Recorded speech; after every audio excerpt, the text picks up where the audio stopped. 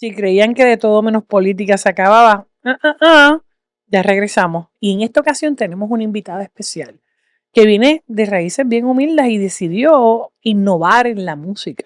Pero no solamente innovó en la música, en un género, sino que ahora sigue la carrera de su hijo a través de otros géneros. Pero eso no es todo. Es una mamá que ha dedicado también parte de su vida a defender a los que han pasado situaciones como la de ella. ¿Quién es? Entérate en breve en De Todo Menos Política.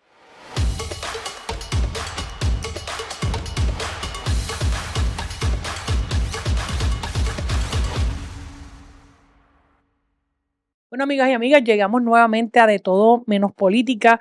La última vez que hicimos este podcast fue con mi esposo y mucha gente se ruborizó por el plato de comida preferido de él, o la manera en la que nosotros nos comunicamos, ¿verdad? Entre nosotros.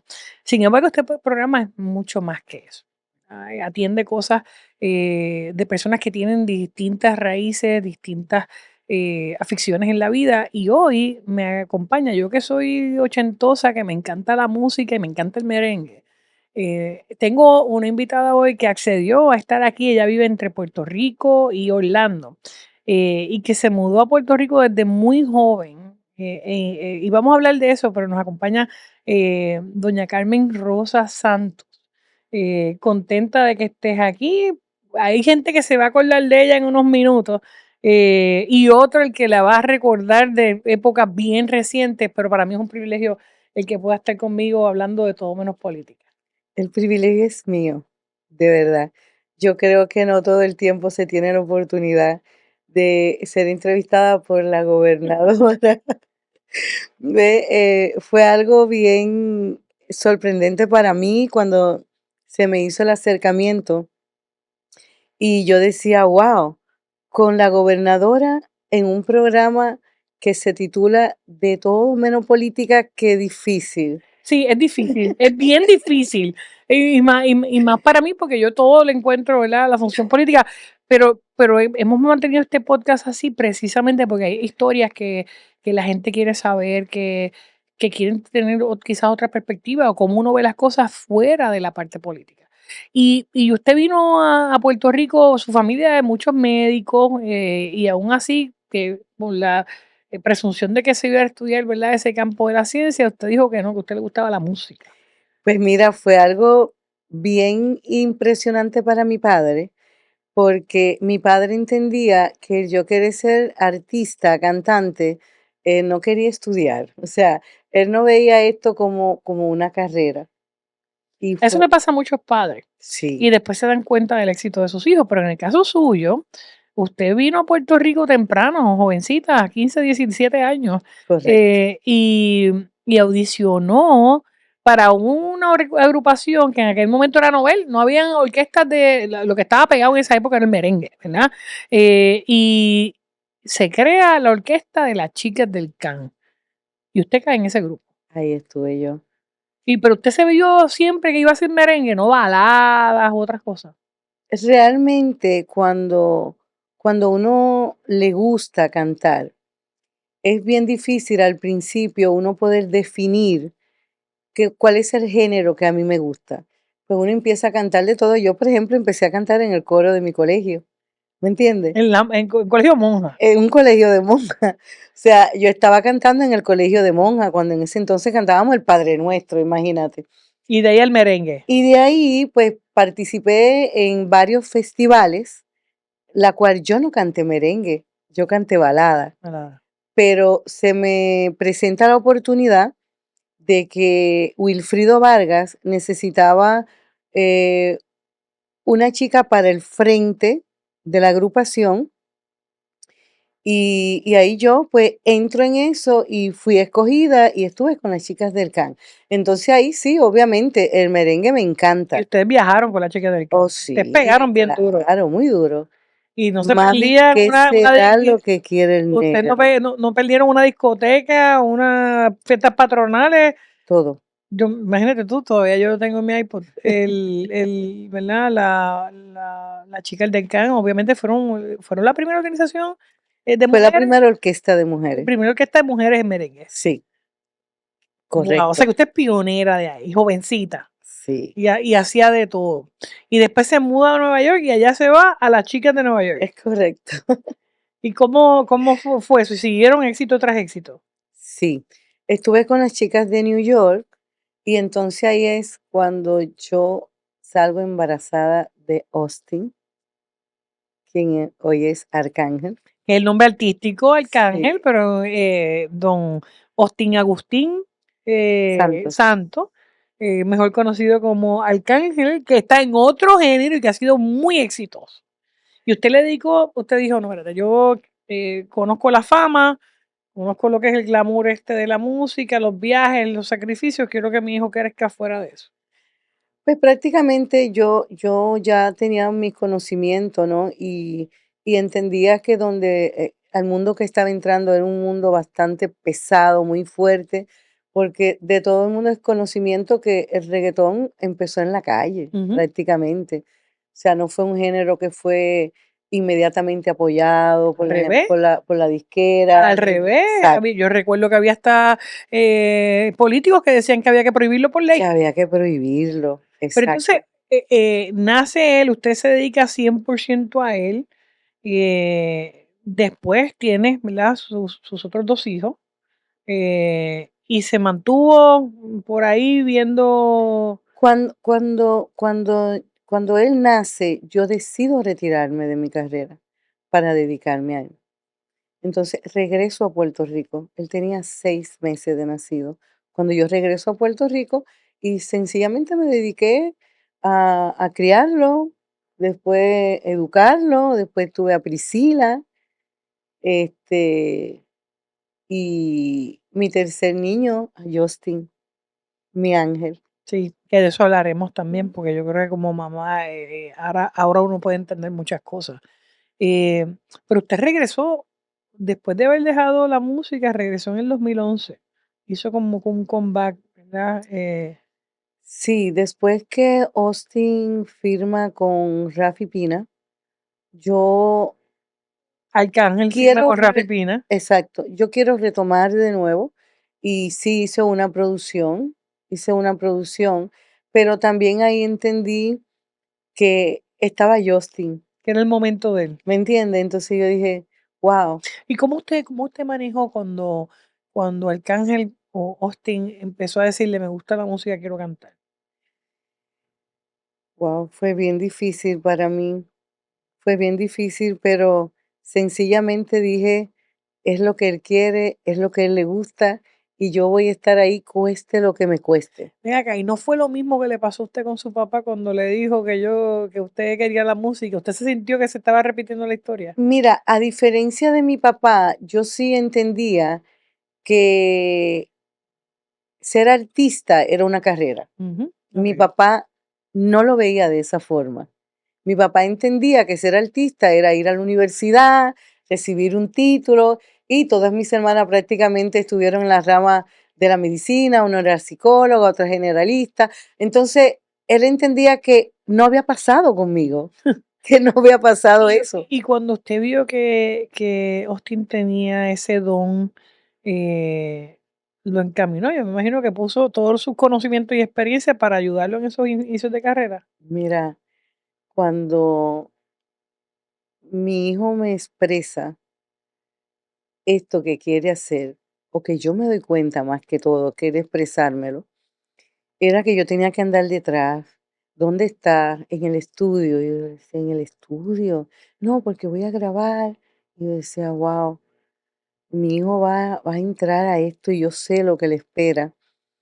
Y rápidamente yo preparé mi mente para decir, si él decide y él me demuestra que realmente esto es lo que él quiere, yo me voy a preparar para irme a donde tenga que irme y apoyarlo.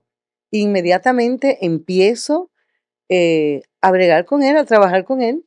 Yo lo recogía a las 2 de la mañana, a las 3 de la mañana. ¿Qué edad tenía él cuando empezó? Él tenía, cuando empezó en los estudios a grabar, él tenía 14, 15 Guau, un años. nene. Era un nene. Y entonces Justin también estaba bebé. Cuando él me llamaba que lo recogiera en los estudios, yo tenía que coger a Justin, montarlo en mi guagua y, y irlo a buscar, porque no podía dejar el bebé solo, ¿me entiendes? Y fueron muchas cosas eh, impresionantes para mí. Por ejemplo, una vez llegué a un lugar a buscarlo y estoy parada ahí porque lo estoy llamando para decirle estoy afuera, pero no me contestaba el celular y yo me quedé tranquila ahí. Y de pronto un policía me toca la puerta, el cristal, y me dice, ¿todo está bien? Yo le digo, sí, sí, todo está bien. Y me dice, ¿le pasa algo? ¿Necesita algo? Y yo le digo, no, no, todo está bien. Estoy esperando a mi hijo acá. Y él me dice, ¿usted sabe dónde está? Y yo le digo, creo que sí. Y me dice, ¿usted sabe que es peligroso? Y yo le dije, ¿y usted sabe que si es peligroso para mí, es más peligroso para mi hijo? O sea que me estoy tomando el riesgo también. ¿Ves? Cositas así, pero pudimos salir adelante. Fue una carrera que la trabajamos con algunas dificultades porque eh, yo era quien estaba al frente de él, o sea, no había una figura paterna en ese momento y yo Usted es me... madre soltera con Sí, 3 muchachos con tres, y uno artista. exacto. Y en un género, en aquel momento proscrito, condenado, que se veía con tantos, ¿verdad?, epítetos que se le ponían en aquella época. Y me recuerdo en casa, mi hermano lo escuchaba también y era cuando todo el mundo hablaba mal, ¿verdad?, del género. ¿Y quién lo diría? Que hoy ese género, bueno, en aquel momento lo que se hablaba era de rap. Sí, Eso evolucionó, ¿verdad? Y al punto de que hoy el reggaetón está posicionado, ¿verdad? Como un género musical y que produce millones de dólares a la industria y así que ha es. dado tantos buenos artistas de Puerto Rico. ¿Cómo ese éxito y esa fama de Arcángel, ¿verdad? Y usted con el conocimiento y la experiencia personal, la llevan usted ahora a ser su manager, ¿verdad? A correr la compañía y a filmar otros artistas, ¿verdad? Esto es una empresa familiar. Pues mira, prácticamente en estos momentos actualmente no soy su manager, pero soy lo más importante en su vida, que soy su madre. Pero en aquel entonces, Digo, no ahora, cuando en aquel momento mira, difícil. mira lo que pasa en aquel momento. Eh, yo siempre me dediqué a las ventas. Yo trabajaba en ventas directas. Y, y en venta uno aprende muchas cosas. Y, y sobre todo algo más, lo más importante, metas. Y entonces yo decía, bueno, pero si yo soy capaz de vender este producto, yo creo que yo voy a ser más grande vendiendo ¿A tu hijo? a mi hijo, porque es algo que me llena de satisfacción. Y siempre vi en él que yo podía vivir la experiencia de muchas cosas que yo no tuve la oportunidad de vivir. Y él siempre fue bien Qué bonito seguro. eso. Sí, porque uno quiere que lo que uno quería para uno, el ver que lo puede lograr con un hijo. Ahora que yo tengo esa experiencia personal, estoy totalmente de acuerdo. Es un sacrificio, pero también es un privilegio. Mira, una de las cosas que siempre vi como privilegio de que tú fueras gobernadora era el hecho de ser mujer y después de ser madre, porque hay muchas cosas que nosotros, ¿verdad? Desde afuera lo podemos ver desde un punto de vista y todo el mundo piensa que todo es muy fácil, pero Como no le fue fácil a usted. Soltera, mm, 3 niños, echando para adelante en una industria de varones, porque eso es otra cosa, ¿verdad? Donde no hay mujeres trabajando, por lo menos en esa época, me tuve que batallar porque en bien esa fuerte. época era solamente varones No, para ese sí, tipo de género. sí, bien difícil, Y un bien género difícil. nuevo, o sea, que tenía que batallar también con el estigma que se le ponía a la gente que cantaba reggaetón. Pero también en este mundo, la gente también lo ve color de rosa, que me imagino también cómo se ve la política color de rosa. Créeme, de rosa no tiene nada. No, absolutamente. Bueno, el nombre es suyo, pero la política no tiene nada rosa. Claro, es una oportunidad preciosa, pero yo no voy ¿verdad? Hablar de política, pero como mamá le tengo que decir que lo que uno ve quizás en este foro y lo que ven en esta competencia industria también genera. Y hablando como mamá, hay otro elemento, ¿verdad? Usted tomó mayor notoriedad quizás para esta última generación, esta nueva generación, eh, luego del accidente que tuviera, ¿verdad?, uno de sus hijos. Un accidente donde venía, transitando como mucha gente y una conductora ebria, ¿verdad?, impactó de frente, a el vehículo y, pues, ¿verdad?, su hijo fallece. ¿Cómo usted maneja, cómo usted manejó, no solamente ese impacto personal, que ahora uno lo piensa y se trata de poner en los zapatos, además de ser desgarrador y devastador? Ver también que la justicia en esa primera etapa parecía ser como que no iba a haber consecuencias.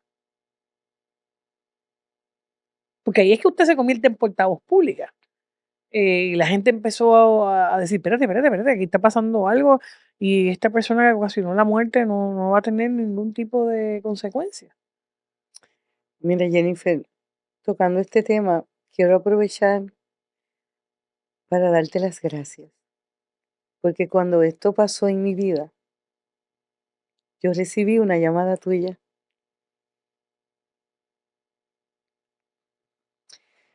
una llamada tuya donde Puerto Rico estaba pasando por unas situaciones difíciles, ¿verdad? Y recibir un cadáver o los movimientos era un poquito difícil. Y a mí me preocupaba mucho eso porque cuando esto sucedió yo no estaba en Puerto Rico y mi deseo era, perdón, llegar a Puerto Rico y ver a mi hijo. Y pensé que se iba a tardar mucho en verlo por todas las situaciones. Y recuerdo que recibí tu llamada y me dijiste, eh, yo voy a hacer todo lo que esté a mi alcance para que se te pueda entregar tus niños lo más pronto posible. Y te puedo decir que después de eso hay un antes y un después. Bueno, esas son las cosas que uno en la función pública, ¿verdad?, hace, y tengo que agradecerle a la doctora Conte, que en aquel momento era la que dirigía, Ciencias Forenses, y todavía ahora, que siempre fue muy diligente, ¿verdad?, con atender todos los casos con empatía, como hay que atenderlos para todo el mundo, porque todos los cadáveres que llegan allí son los cuerpos de personas que fueron padres, hijos, madres, Ujú, hermanos, ujú. y todos merecen, ¿verdad?, la empatía para trabajar con un caso que uno lo que quiere, ¿verdad?, poder cerrar ese capítulo. ¿Cómo tú manejaste ese choque entre lo que había pasado y que no hubiera consecuencias contra la persona que, en los primeros momentos, porque hubo altas y bajas en los tribunales? Sí, pues mira, cuando esto pasa, realmente uno está y no está. O sea, mi dolor era tan grande que envolvía todo mi mente, mi vista, yo no pensaba en nada. Hasta el tercer día que realmente yo me despierto y quiero ver algo, o sea, ¿qué pasó realmente? Porque yo no había tenido la oportunidad o nadie quería decirme esto fue así o fue asá. Yo tenía muchas preguntas, ¿cómo quedó mi hijo? ¿Qué pasó? ¿El accidente? Y pregunté de repente, ¿quién le hizo esto a mi hijo? Y ahí es como que despierto al tercer día. Y yo lo que visualizaba, que quería ver a esa persona, fíjate, pero yo pensaba que yo quería ver a esa persona, pero que esa persona estaba en la cárcel. Fíjate, ¿ves? Entonces, cuando sigo insistiendo, me dicen, no, la persona no fue detenida, la persona está en su casa. Y yo digo, ¿cómo? Y ahí empiezo a moverme, empiezo a moverme, a moverme, a De moverme. Yo moverte quiero saber, ¿eh? públicamente y a levantar la Públicamente, voz. y de hecho, sí, llamé a una amiga que es periodista, Silvia Hernández, y le preguntó, por favor, yo quiero que tú me digas si tú sabes qué pasó con mi hijo, quién hizo esto a mi hijo.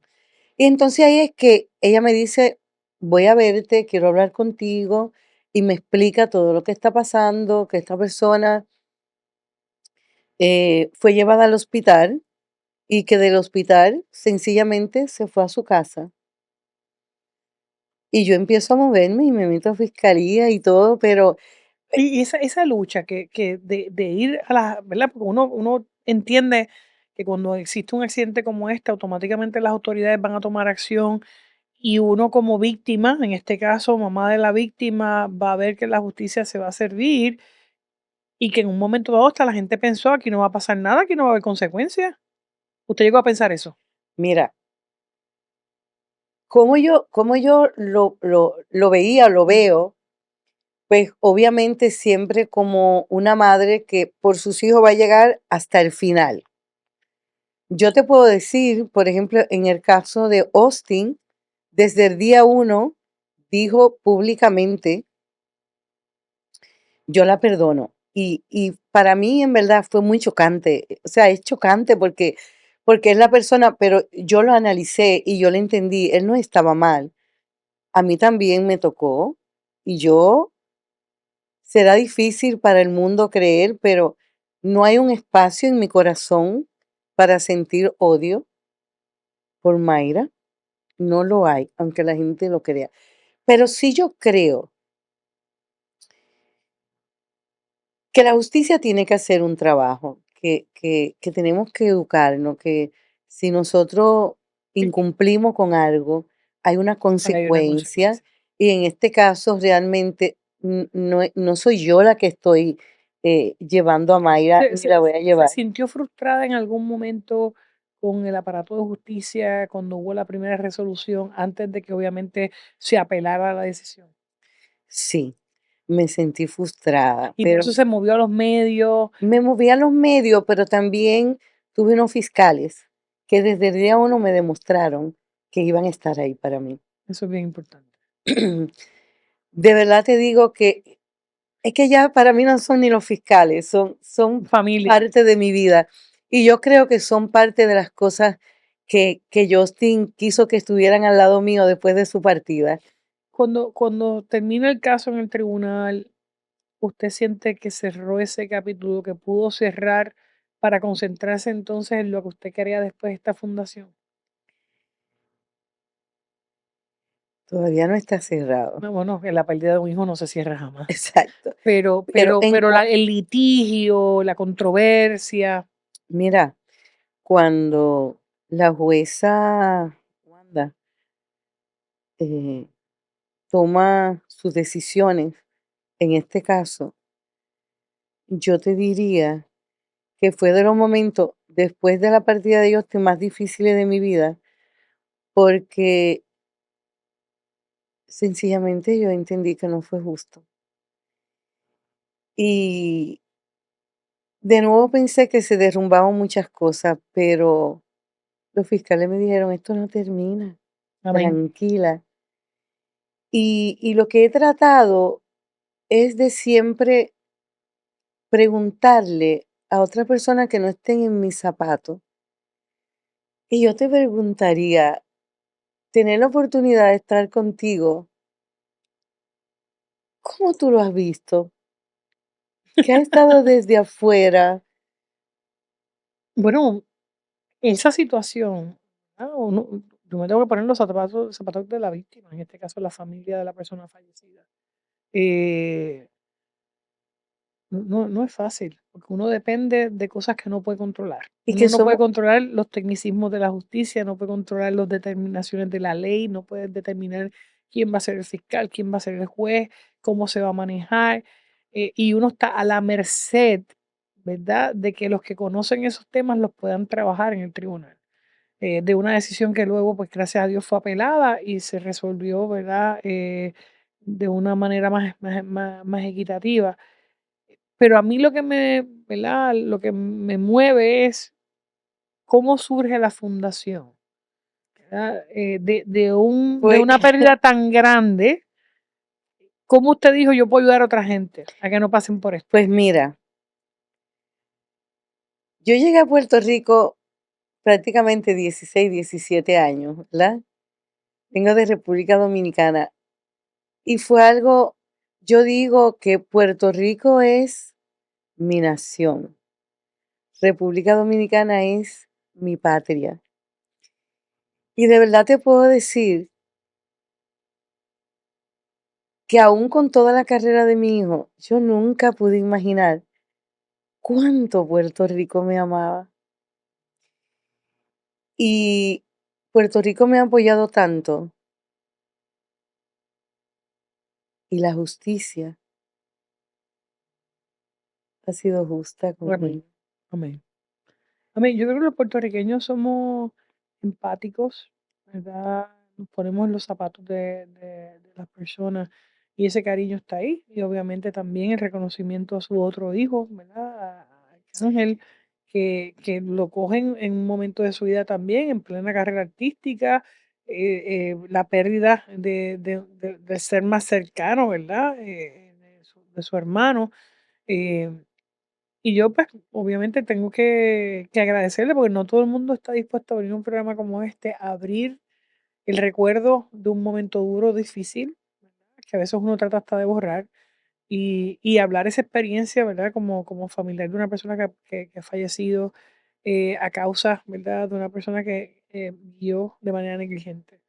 Y ahora usted tiene una fundación. ¿Cómo se llama la Pues fundación? mira, ¿de dónde surge esto? Justin siempre fue un niño muy dado, muy dado. Era muy servidor, muy servidor. Y realmente viene porque hubieron tantas madres que me dieron apoyo, que se acercaron a mí y que yo la veía sonreír y no podía entender que ellas estaban pasando, habían pasado por lo mismo que yo estaba pasando. Y yo le decía, que te mataron un hijo, que perdiste a tu hijo, no puedo entenderlo. Y me decía, sí, yo estuve en el lugar que tú estás hoy. Y mañana tú vas a estar en este mismo lugar que yo estoy hoy. Me dieron esperanza de que yo podía volver a sonreír, de que yo podía ver que los días de gris me cambiaran a color de rosa. Entendible cuando las personas dicen, hoy es un día bonito, y yo quiero verlo bonito. Y creo que la mejor forma de verlo bonito es apoyar a estas madres que pasan por este dolor que no tiene nombre, fíjate, no tiene nombre, porque es lo que menciona mucha gente. A una mujer se le muere un esposo, pues ella es una viuda. Eh, a un, a un hijo se le muere una madre, pues un huérfano. Ley de vida. Ujú. A nosotros se nos muere un hijo, somos la reina del dolor. Bueno, pero ¿Me no es lo entiendes? mismo. Uno está preparado para despedir a los padres, pero no para despedir a un hijo que se supone que sobreviva a uno. Y ahora yo, todo cambia, ¿verdad? Cuando uno tiene esa experiencia. ¿Cómo se llama la fundación? La fundación se llama Latido Compartido. Latido Compartido. Sí, Y porque lo que yo he podido vivir es que esas madres, aún con su dolor que arrastran, han estado cerca de mí para compartir ese dolor. Yo le llamo hermanas en el dolor. amén. Y Y ahora te estás dedicando a eso. ¿Qué estás haciendo voy a además de eso? empezar, estoy empezando a hacer esto. Sé que hay que trabajar mucho.